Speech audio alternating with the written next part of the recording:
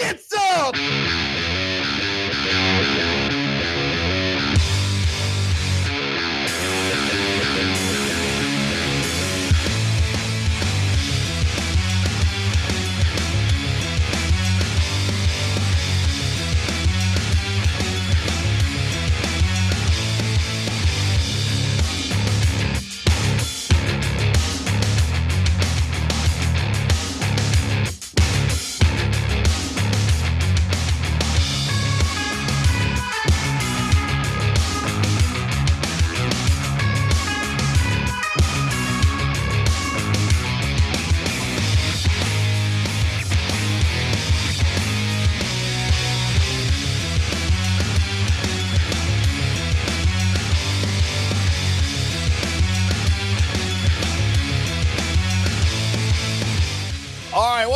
Cenk, Uygur, John Iadarola with you guys. You'll never guess which show John Iadarola hosts.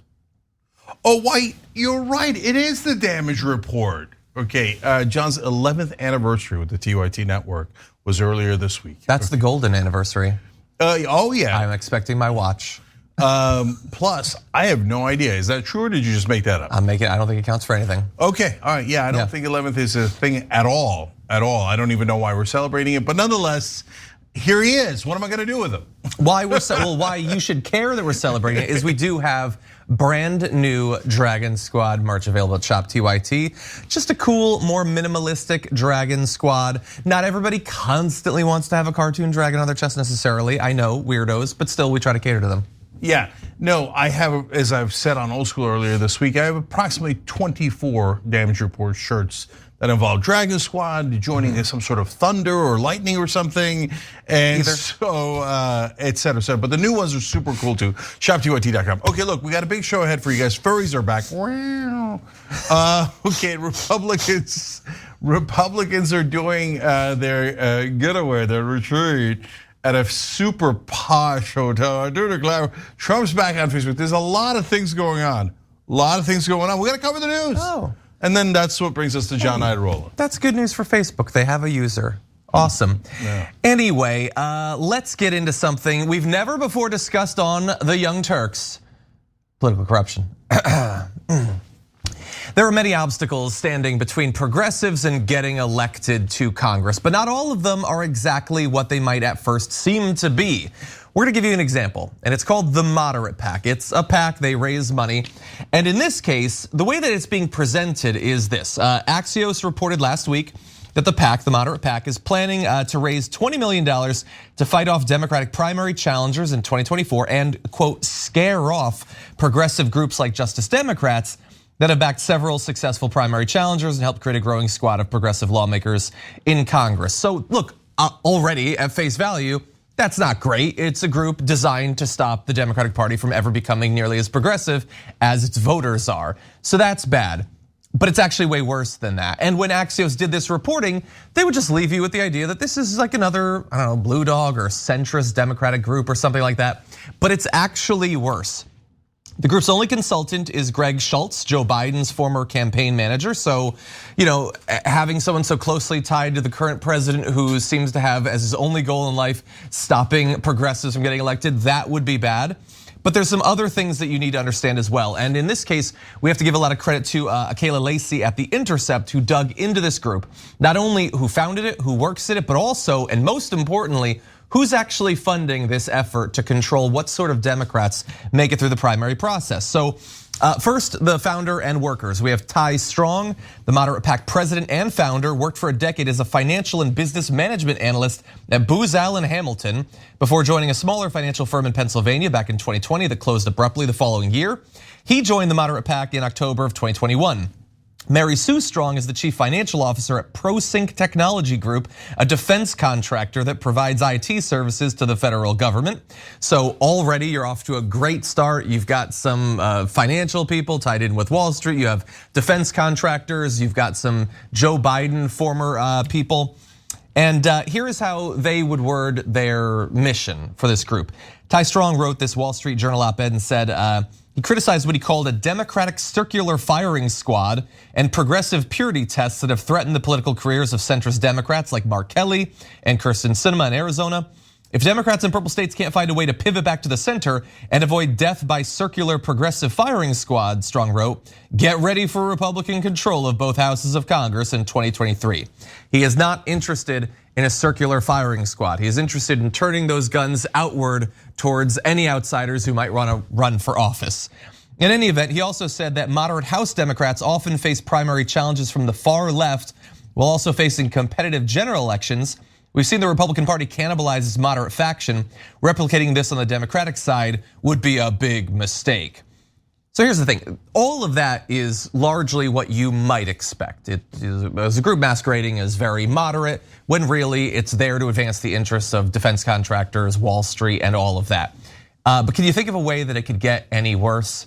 What if all of its funding didn't even come from bad Democrats, but came from Republicans? And in this case, it is true. Since last year, the moderate PAC has raised just over $1 million, all of it from a single donor, billionaire and co-founder of a Philly investment firm, Jeff Yass.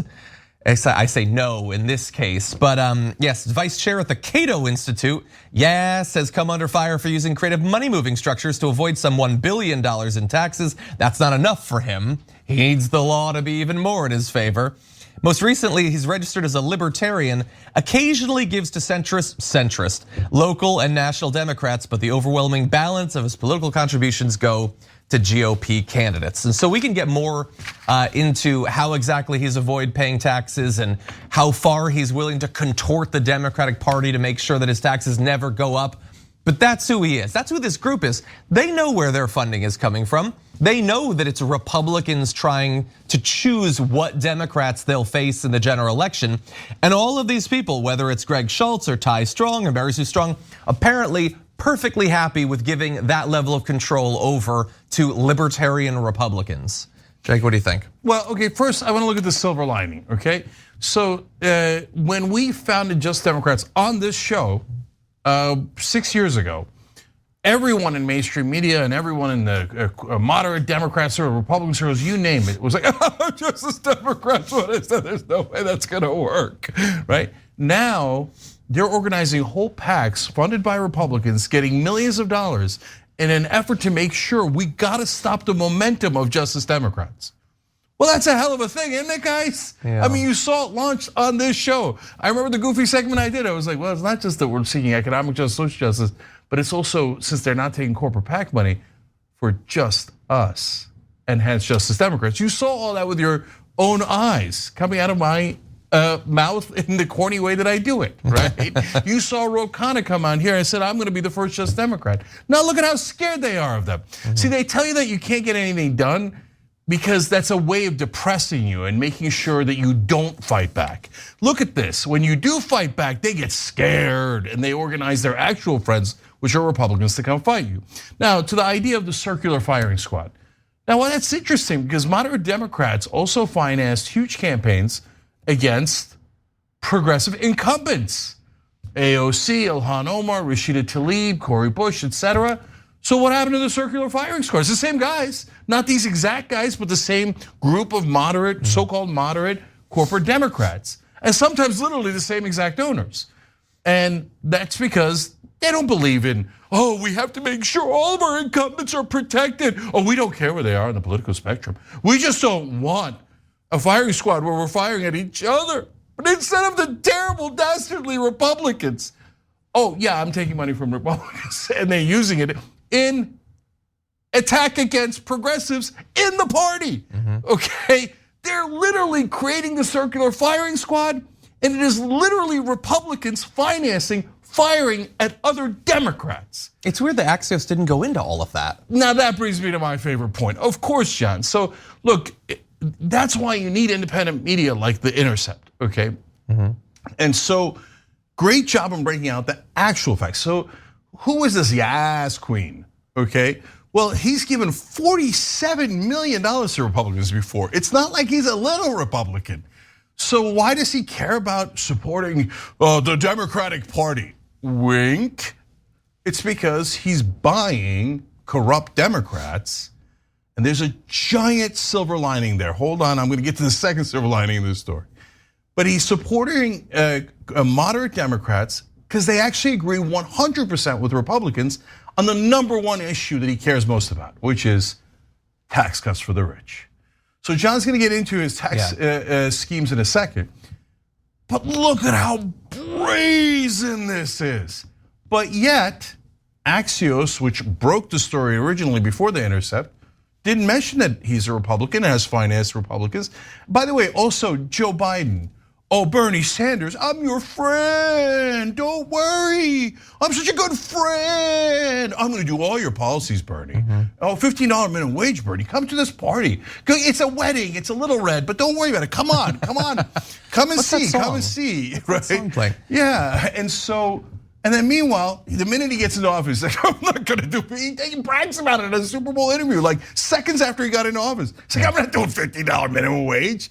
And he screwed Bernie and progressives on everything. Now one of his top allies is heading the group to make sure none of Bernie's allies win. Yeah. Okay, so this is what corruption looks like. But the extra twist, guys, is that the next time we have a contested primary, for example, Nina Turner versus Shontel Brown, everyone in mainstream media will pretend that the progressive is more against the Democratic Party, which makes it sound like they're more Republican. But everyone in media knows it's the Republicans that are financing, calling progressives Republicans. Yep. And the media 100% goes along with it because they're actually not at the fringes of corruption. The media is at the epicenter of corruption. Yeah. All right, I got more, but go ahead, John. Yeah, well, and I don't want to get into his taxes. I do have to fact check you because as ever, you're spreading fake news. You said that he had spent $47 million in donations. No, he spent $47 million just last year alone in just federal elections.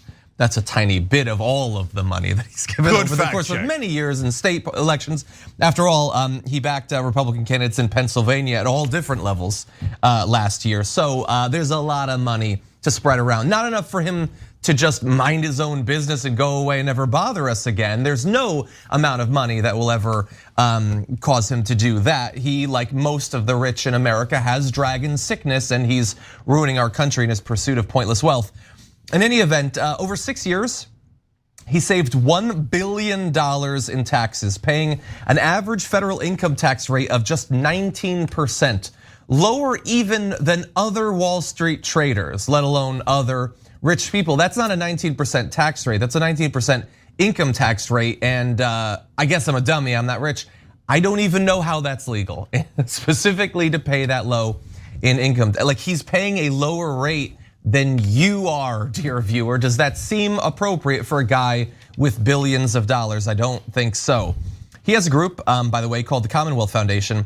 It advocates to take the state's public policy, this is for Pennsylvania, back to its roots.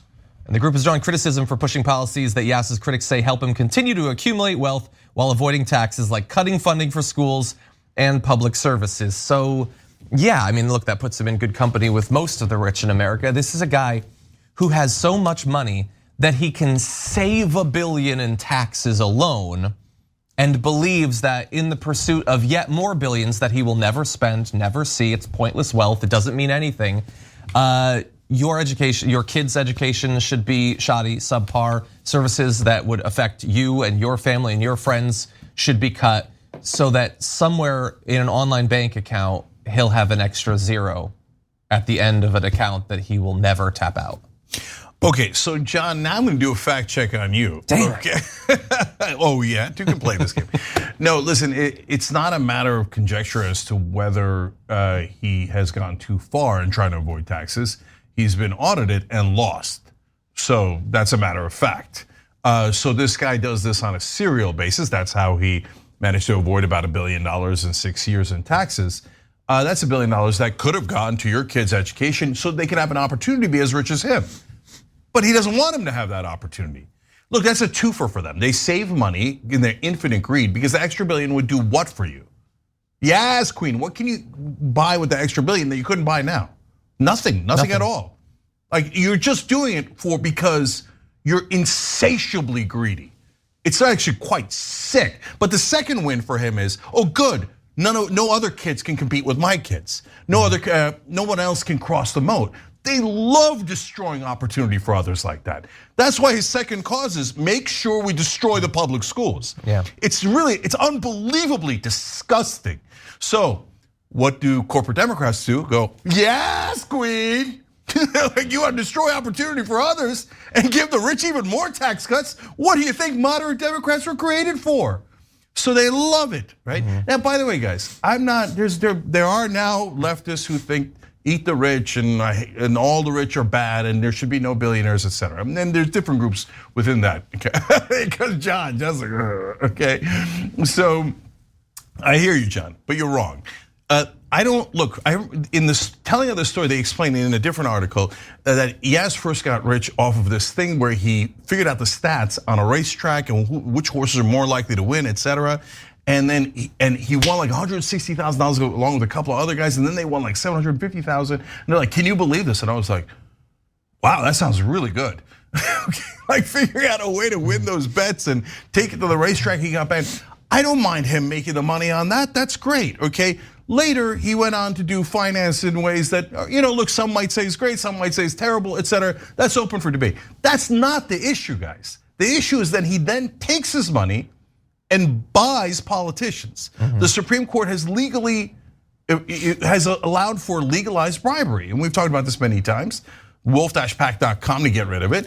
But so he says, okay, this is not enough. Me making money. Let's say he made money in the most pure way imaginable. It's not really true if you read the details, but let's say it, right? Okay, then why do you need to go and bribe politicians and say, I want more tax cuts, I want more tax cuts, right? And the goddamn public schools. Like he didn't say and the public schools, but he's advocating for policies that we believe lead in that direction. Why do you need to do that? Because you can't help yourself, okay? It's just like the dwarves in Lord of the Rings, right? Just dig and dig and dig until you get the Balrog out, okay? And so that's what these guys are. Okay, now I promised you a second silver lining. What's the other silver lining? Well, now you know definitively who is not corrupt. Because the entire point of this pack is to fight against people who are not corrupt. Yass doesn't want him in the Democratic Party. He doesn't want him in Congress at all. He's saying, no, eliminate everyone who won't give me tax cuts. So, and who are the people that he's targeting? Justice Democrats. Because they're the only ones in Congress not corrupt. They don't take corporate PAC money, so they're not wed to people like Yass. And he hates that idea. He's like, let's eliminate them so that 100% of Congress is corrupt. So that is a significant silver lining. Now you know who the good guys are. By the way, these are all facts. You can look up all these facts. In fact, I want you to look up all these facts.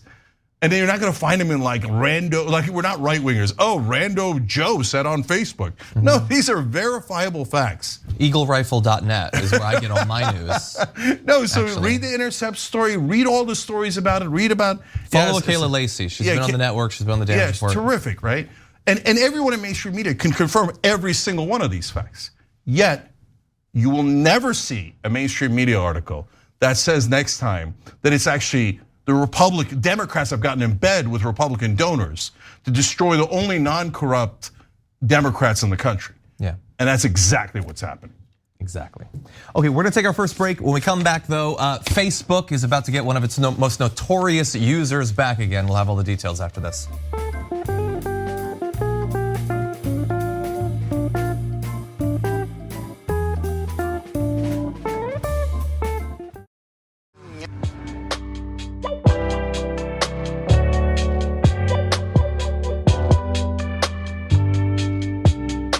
Back on TYT, Cenk, Uygur, John Iadarola with you guys. And by the way, Brooklyn, I knew there was gonna be somebody. Hello, Brooklyn has joined us. By the way, the whole borough, damn. Yeah, and Step up, Manhattan. And given that 85% of American media is actually based in Brooklyn, ooh, that's a big addition to Young Turks members. Chuck Todd might be watching. You guys can join Brooklyn by hitting the join button below. If you're watching on YouTube, everybody else, tyt.com/join. Or if you want to do annual membership, win tyt.com/spin. Okay, John. Jeez, okay. Speaking of that annoying noise, let's turn now to Facebook. Donald Trump is going to be reinstated as an active member of Facebook 2 years after facing a long-term suspension over his role in instigating, that little coup, oops. He was banned for 2 years, and they said in 2021 that eventually it probably would lapse, and that is indeed what they did. They've continued to evaluate the level of threat that he might conduct another coup. They apparently feel like that's probably not going to happen, so stick a pin in that prediction and we'll all find out together. Nick Clegg is the company's president of global affairs, and he had this to say about the divisive decision. He wrote that Trump's accounts would be reinstated in the coming weeks, but that he will face, quote, heightened penalties if he breaks the social media giant's content rules, saying the public should be able to hear what their politicians are saying, the good, the bad, and the ugly, so they can make informed choices at the ballot box. But that does not mean that there are no limits to what people can say on our platform. Again, lest you believe that Donald Trump's ability to communicate what passes for thoughts in his pea brain was limited only to whether he was on Facebook or not, I will remind you that he is a billionaire who owns another social media company, actively participates in a number of others, is able to do rallies and press conferences, has acolytes of his posting his missives onto Twitter, many people discussing him. He goes on many podcasts, he goes on many right-wing shows, he appears on Newsmax and OAN. But thank you, Nick Clegg. People had no ability to hear what he was saying. Anyway, he continues to say, our determination is that the risk to public safety that existed in January 2021 has sufficiently receded, and that we should therefore adhere to the 2-year timeline we set out. As such, we will be reinstating his Facebook and Instagram accounts in the coming weeks. So not only can he post on Facebook, raise money on Facebook, but his thirst traps might soon be coming back to your Instagram feed. So watch out for that. Yeah, so I'm secretly a little torn on this. Drums, okay. So number one, I love the debate about did he instigate January 6th? No, I got my money on Pat Leahy, the retiring senator from Vermont, okay? But if it wasn't him, it was probably the Mohandas. Mahatma Gandhi. Who else organized January 6th and instigated it to send them to go to the Capitol? How is this a debate? We constantly have these nonsensical debates. So of course Trump egged them on. Of course he wanted that result. He encouraged it after he knew that it was happening and refused to quell it. So these are all super obvious unless you enter the mind warping place called American media, where we debate, is the sky blue? Is grass green? We debate it, okay? So right wingers say Democrats are grass groomers. Okay, anyways, now at the same time, why am I saying I'm a little conflicted on this? Look, he was the president of the United States. His comments were that instigated the riots, etc., were oblique and arguably oblique. Okay, he didn't say go and kill them. He didn't say go and find Mike Pence and murder him. That was the result, and he said to his staffers that he didn't mind that result, but he didn't say that on Facebook. He said it to his chief of staff. Okay, and so, and he's running for president, and people and Nick Clegg's full of crap. He says, oh yeah, the threat has receded. What are you talking about? There was a poll 2 days ago that Donald Trump would win the presidency today. If it was held today, he would beat Joe Biden by 4 points. I think he means the threat of another insurrection. Yeah, and then he would immediately do another insurrection. I mean, first of all, he wouldn't have to because he'd win. But then second of all, when it came time to leave, I mean, then that's his second term, right? He probably wouldn't leave because that's what he does. And he said it 1,000 times, right? So, so the threat hasn't, quote unquote, receded. But on the other hand, are we really gonna say that the guy's gonna run for president and we're not gonna allow him on social media? I don't know. So can anyone who's currently banned from Facebook run for president and they get their accounts back? No, so that's why it's a tough question. No, I get it. That's why it's a tough question. But John, are you super sure where you would draw the line? So, I want to be very clear. I don't especially care. I mean, personally, because I don't go on Facebook, the idea of going and it seems like madness to me at this point. And I think they're fully legally allowed as a private corporation to choose who goes on there. I think it's probably unwise for Facebook, considering years and years of people, ever increasingly believing that they're having a deleterious effect on democracies around the world. Bringing him back on after all of the criticism you've rightly received for how much you let him get away with, it seems like a weird choice. People already don't like Facebook. I don't think this is going to especially help. I would say, they say there's going to be heightened scrutiny. Okay, well, we already know exactly what he's going to do on the platform. He's going to reject the outcome of elections. He's going to encourage people to support other candidates who will do that. He's going to spread QAnon memes. He's going to spread all of that nonsense. So now we get to look and see if Nick Clegg is as good as his word.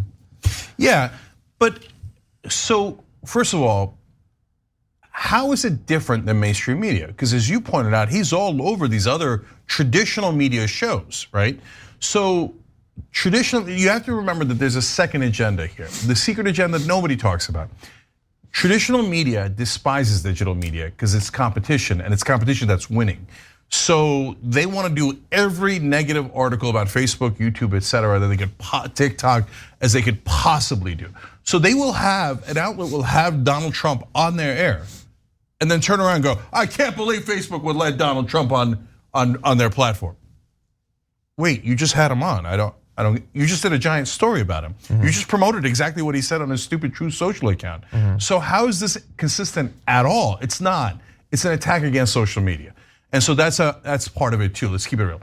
Now, there's another absurdity, which is everybody pretending that Facebook is liberal or left wing or progressive or whatever. What are you guys talking about? They're like, I wonder why they're letting him back on. Part of the reason they're letting him back on because Facebook is conservative. So, look, their executives, a lot of them are Republicans.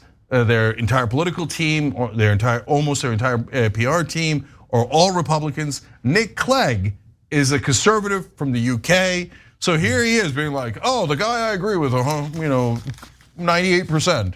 Well, we've vetted him and we think that he might be okay now. What are you talking about? You largely agree with the guy on almost everything. This whole thing is a facade, it's theater.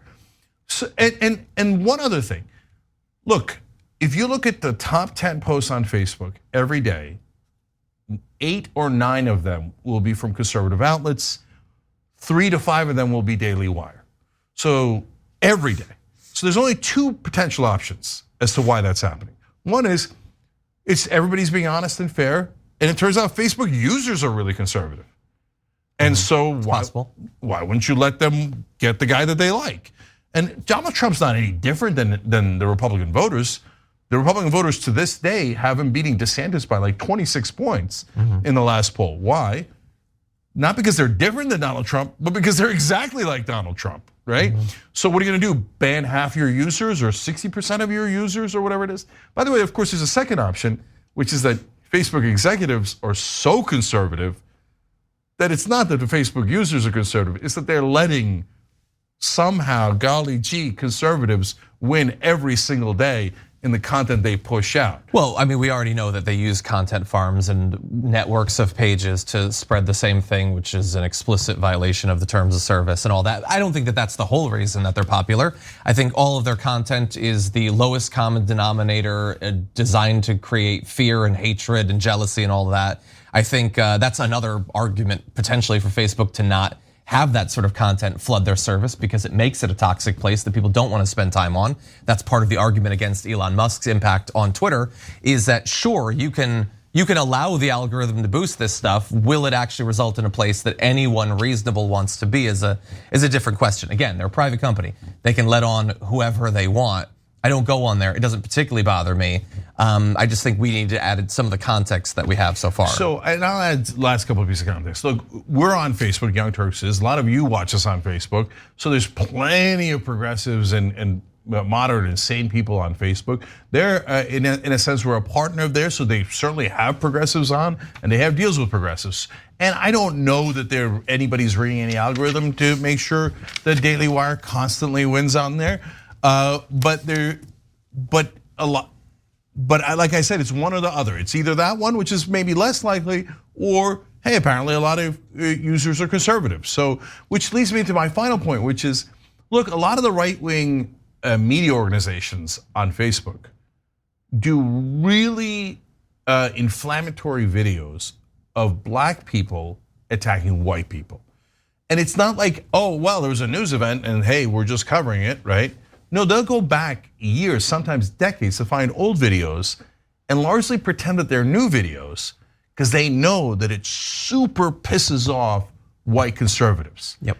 And so, oh, here's a clip, they don't tell you it's from 2007, of one random black guy beating up some white person. And they're like, and they push that kind of toxic stuff day in, day out, that further radicalizes the audience, divides the country, etc. So we're talking about Donald Trump. We're talking about Donald Trump. So no, that kind of stuff and much worse is allowed on all the social media platforms and in a lot of ways, mainstream media. Super last thing. I mean, look who drove this giant like panic over black crime in the 80s, 90s, 2000s, etc. Mainstream media, local news. Here's a black suspect, can you believe it? And they would literally test, and white suspects, and there were way more white suspects, wouldn't get as good ratings. Yeah. So they showed more black suspects. Yep. What the hell was that? That was an early version of an algorithm that divided the country and pushed racism, brought to you by mainstream media. Yeah, and the final thing, this is the most legitimate reason that I think they do well on Facebook, is they have countless millions of dollars given to them by billionaires to spend on advertising. I mean, every leftist channel combined, does it spend $10,000 a year in advertising on Facebook? No, the Daily Wire spends literally millions of dollars promoting their posts. So yeah, it's gonna reach a lot more people. That's perfectly legitimate, you can do that. We just should point out that they have this monetary advantage that no leftist organization has ever had or ever will have. Luckily, Steven Crowder's on it. He's gonna stop Big Con and Big Tech working together. Yeah. He's never benefited from the algorithm. Anyway, why don't we move on to our C block? There was some other aspects of that, but don't worry. I'm sure we'll be returning to the nonsense that will be Trump on Facebook. For now, though, whenever we're ready, let's jump into this next video.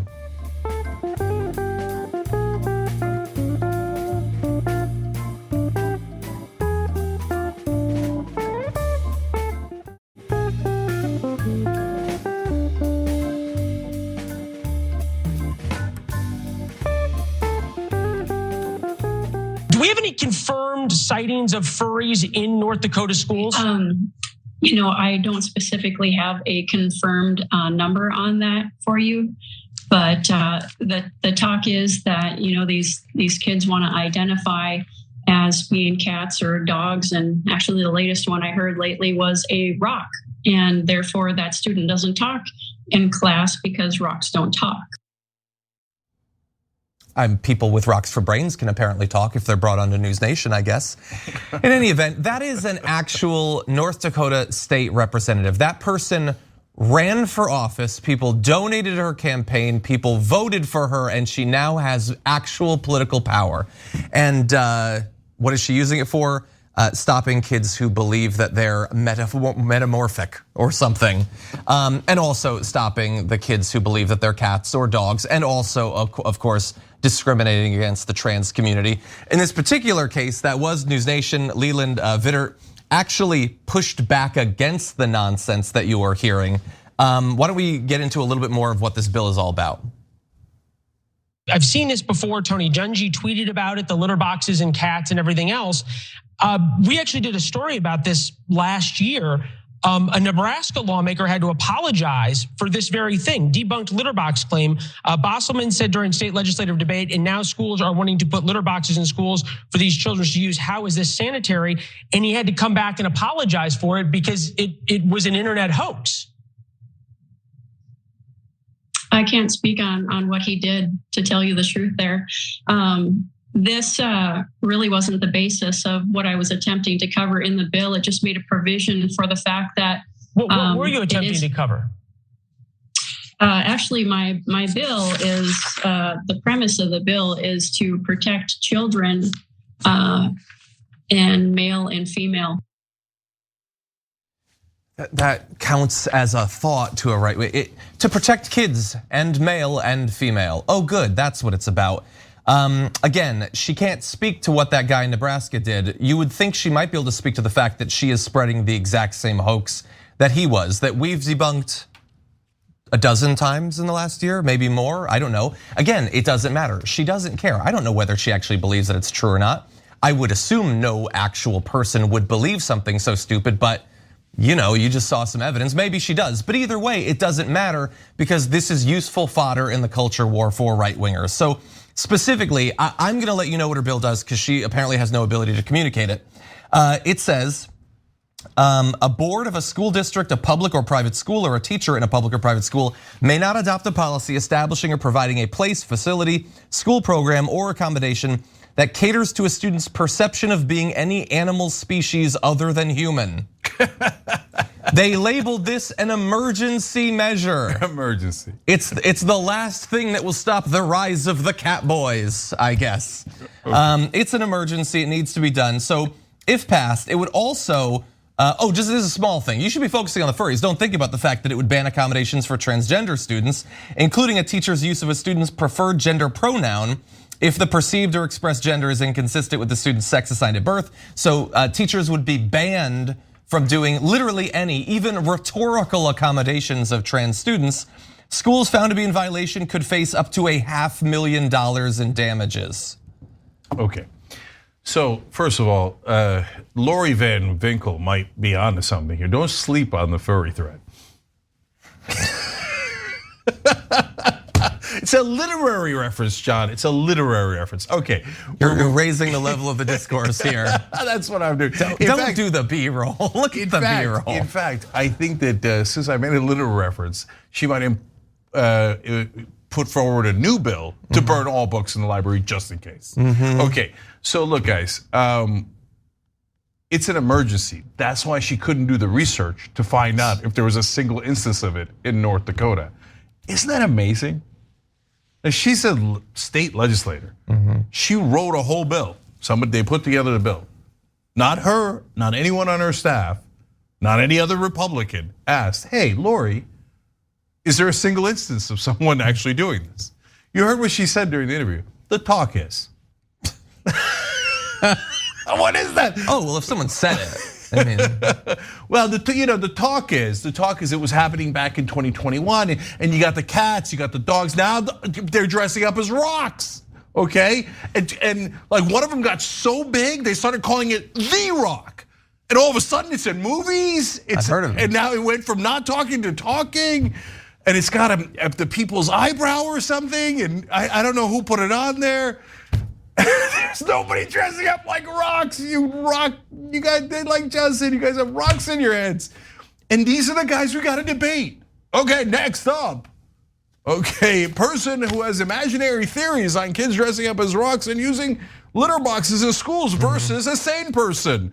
Let's see who wins. Republicans, you must be so proud. So proud. I think that they are actually quite proud of this. I mean, imagine how much work and billionaire money went into producing elected officials who can get elected with not a single neuron between their ears. Like, do you remember the woman that went to one of the town meetings or whatever, and she said, "Don't take the vaccine because it makes you magnetic," and then she tried to stick like a coin to her face and it fell off? Yeah. That's your next state representative. I mean, there's not a lick of difference between that woman and whoever it was with the rocks and the furries and whatever. It's the same thing. And again, it's so stupid that it cannot be a coincidence. It's intentionally stupid. Politics is supposed to become so dumb, so nonsensical that reasonable people, to maintain a modicum of mental wellness, will check out and will not be a part of this. Like a rock?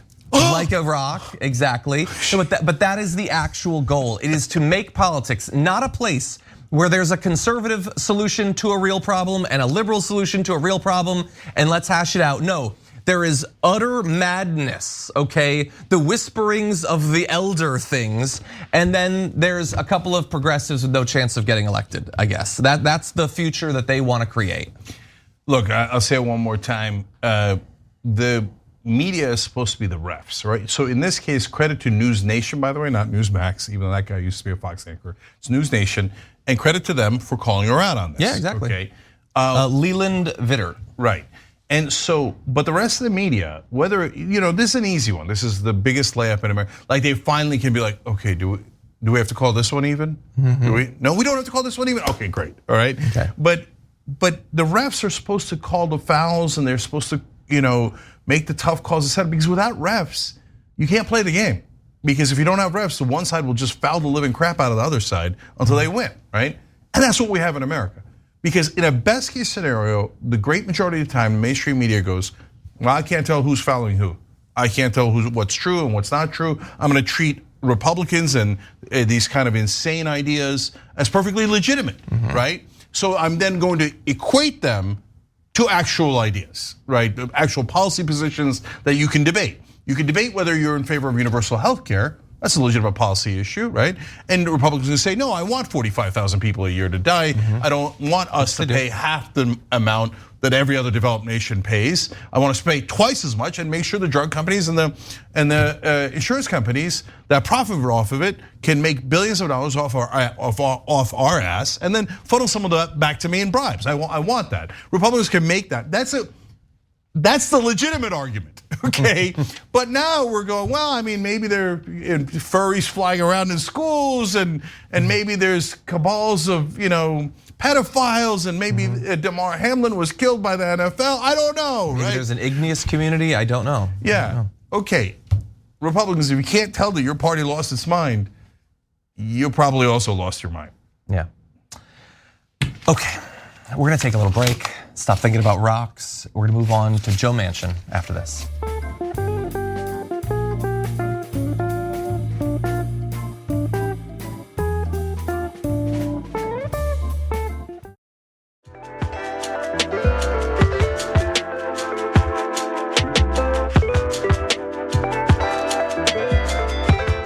All right, back on TYT, Cenk and John with you guys. We got more stories. We do. We have Cenk, we have John, and we also have Joe Manchin. Take a look. Italian sports car, luxury yacht, more than $1 million spent on fine dining. Life's very good for Democrat Joe Manch. That is just a small snippet of a new ad coming out against Joe Manchin, dubbing him Maserati Manchin, and contrasting the nice, sweet life that he has with his fine dining, his yachts, his cars, with that of everyday West Virginians. Take a look at the rest. While West Virginians get stuck with higher prices, smaller paychecks, and open borders, Democrat Joe Manchin and his Washington pals are living it up. And West Virginians are getting left in the dust. Tell Maserati Manchin it's time to stand up for West Virginia values. Okay, so I love that. They're pointing out all the different parts of his life that are like, too luxurious, too elegant. The $1 million on fine dining, which does admittedly seem like too much. The Maserati, the wearing of aviators, is that like a rich man's game or something? I feel like you can get them for $15. But anyway, that is the National Republican Senatorial Committee pointing out some of the issues with Joe Manchin because they don't want him to be reelected. That is, of course, what he gets for years and years and years of working harder for them than he does for the Democrats. Yeah, of course, the main point here is that all this that Manchin did in service of the Republican Party, and this is how they repay him. Because what did you think? They were gonna be nice to you?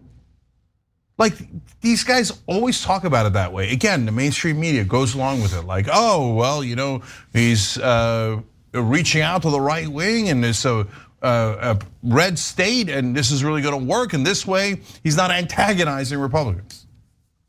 Oh, the Republicans are like, oh, you know what? We don't want the seat. In a very red state, we don't want it. We're not gonna run against them, okay. So a second point is, there's the constant uneven playing field. So if progressives did this ad against Manchin in a primary, the general reaction would be, how dare you, right? Republicans do it and they're like, oh yeah, that makes perfect sense. There's no controversy, no nothing, right? By the way, we're the fairest show in America. That ad is perfectly true. Yeah.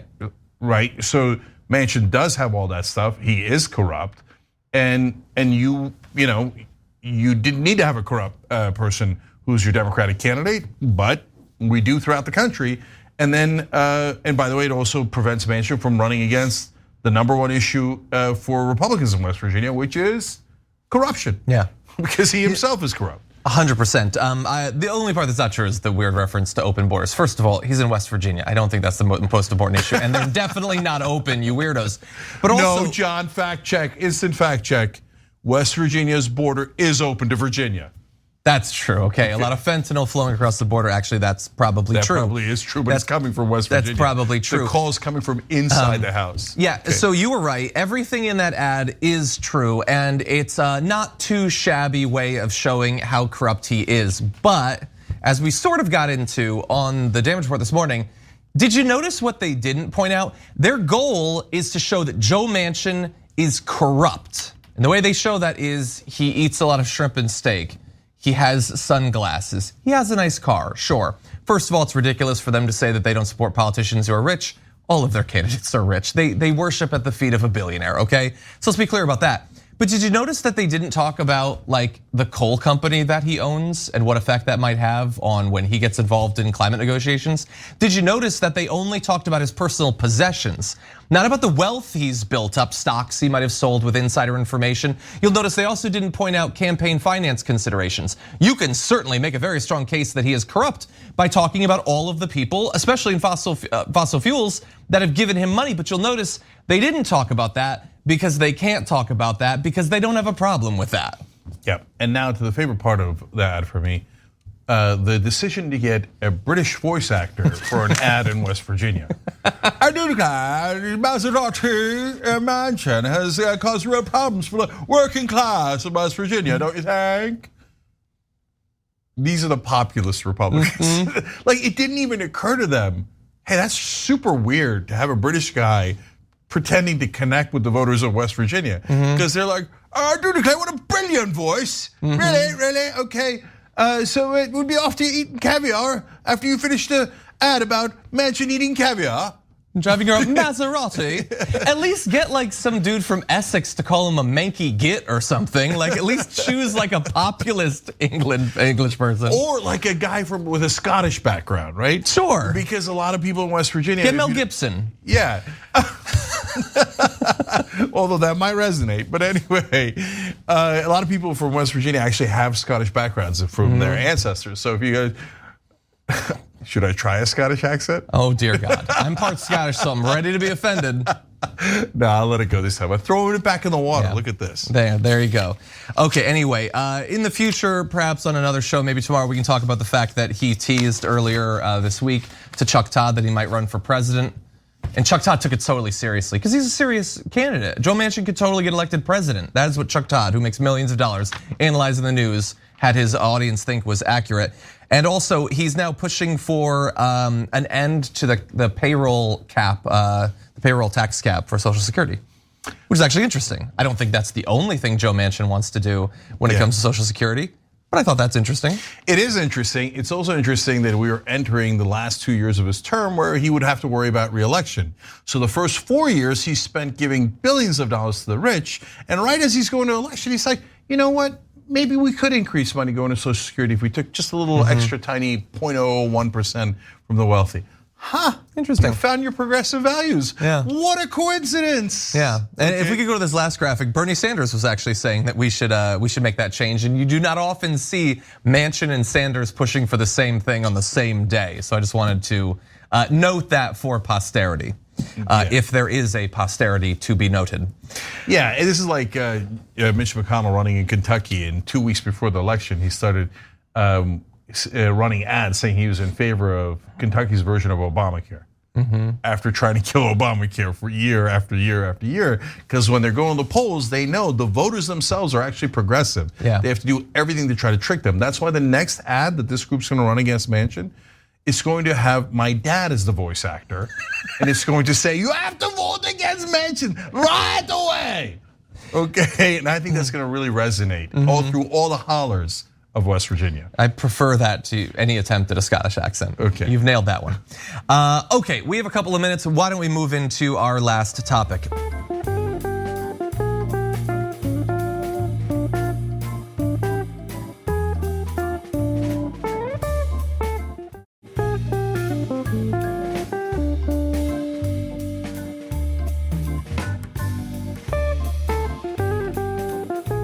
Union Pacific is one of the largest rail carriers operating in the United States. And if that name stands out to you, it might be because they've been in the news a lot over the last 6 months or so. They were one of the major rail carriers involved in the White House brokered contract talks late last year that produced an agreement without any guaranteed paid sick days, rejecting one of the central demands of rail workers. There were some good things that came out of that, including an increase in pay, but one of the main things they were asking for, the ability to be sick and not have to work anyway during a pandemic, was rejected. Now, look, you have to be sympathetic to Union Pacific. Obviously, they don't have $10 to rub together. How are they going to afford to give workers sick days? They just don't have any cash. Except, of course, they reported $7 billion in net income for 2022 as a whole, which already doesn't sound great from a corporation that was crying poverty all last year, so they wouldn't have to give their essential workers their due. But it's actually even worse than that.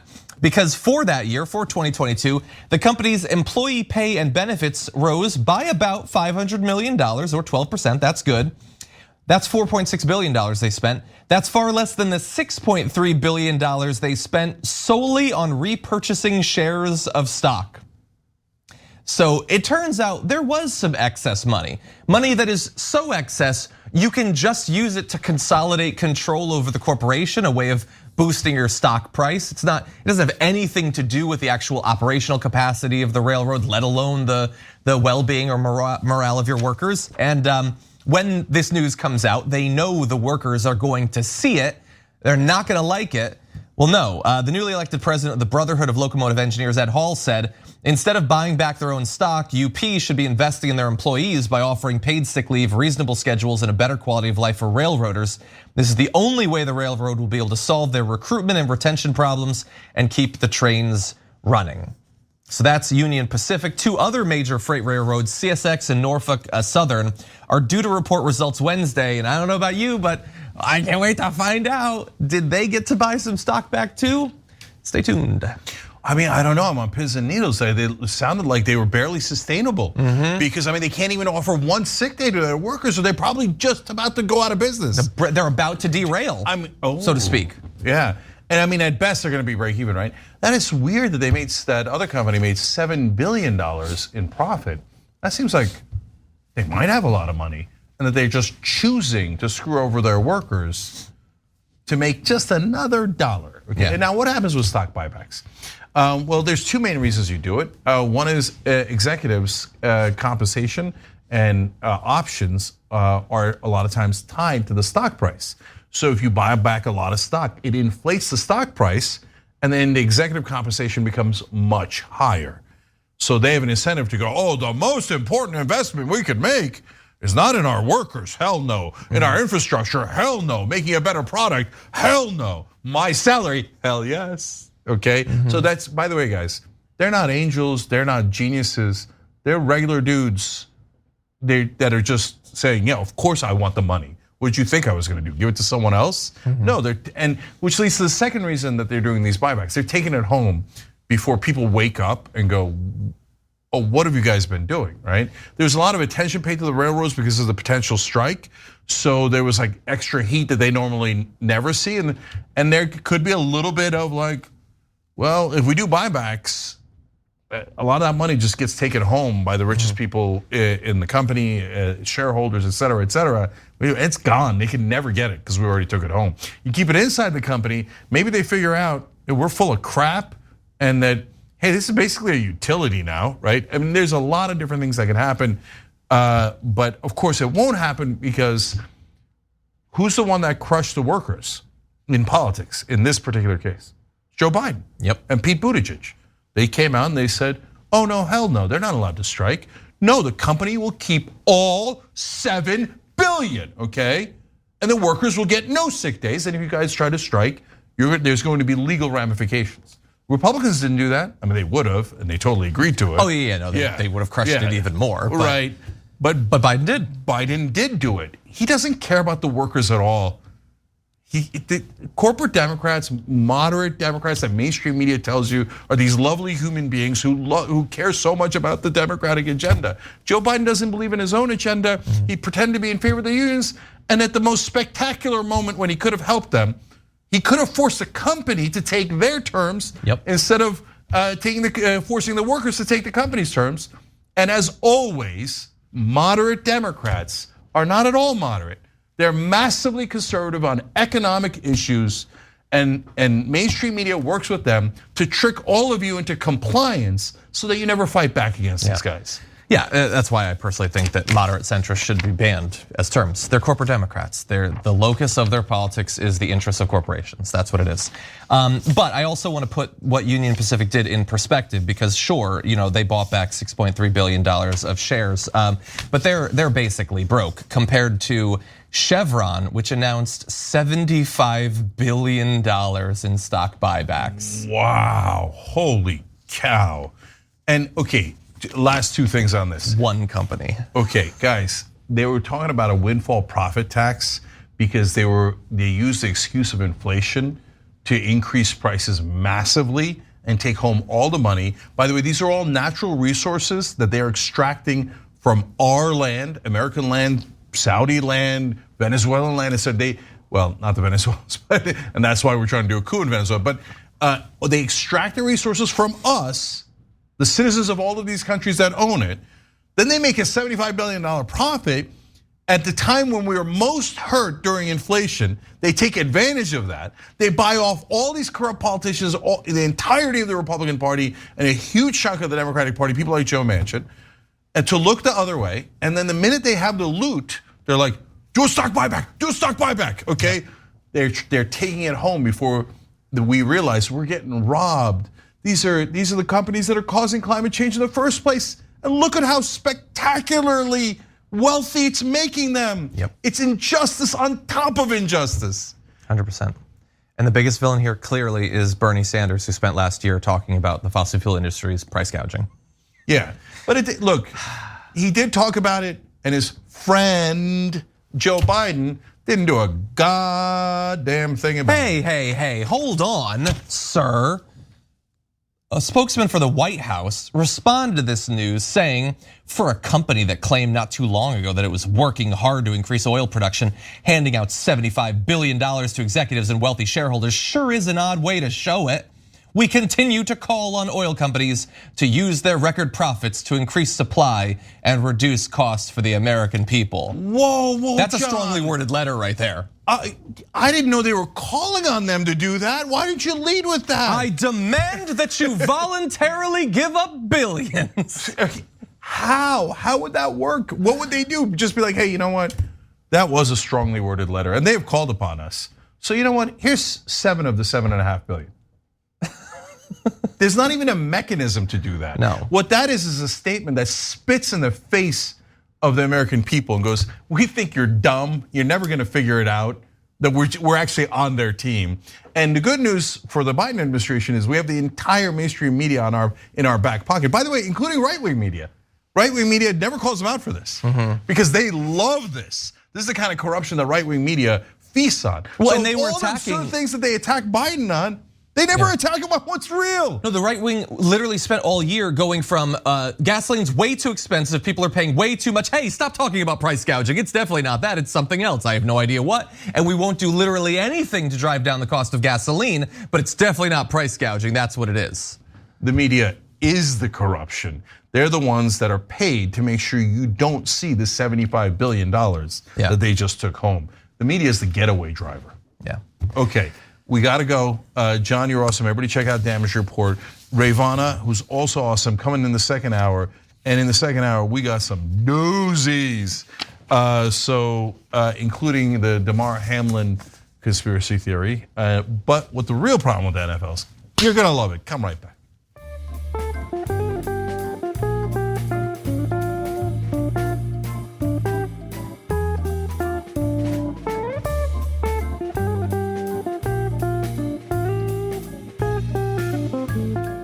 Thanks for listening to the full episode of The Young Turks. Support our work, listen ad-free, access members-only bonus content, and more by subscribing to Apple Podcasts at apple.co/TYT. I'm your host, Cenk, and I'll see you soon.